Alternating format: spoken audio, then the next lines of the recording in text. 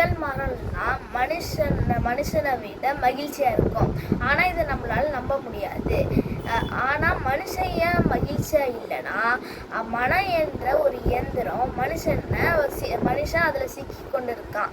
இப்போ எக்ஸாம்பிளுக்கு நம்ம வெளியே போகணும்னா ஒரு கார் இருந்துச்சுன்னா அதை நம்ம ஓட்டிகிட்டு போவோம். ஆனால் அந்த காரே என்னையே தான் நீ ஓட்டிகிட்டு போகணும்னு அது நம்மளை ஆளக்கூடாது. இப்படித்தான் மனம் நம்மளை இயக்கிட்டு இருந்துச்சுன்னா நம்மளால மகிழ்ச்சியா இருக்க முடியாது. அதுவே நம்ம அந்த மனதை இயக்கி கொண்டு இருந்தா நம்மளால மகிழ்ச்சியா இருக்க முடியும்.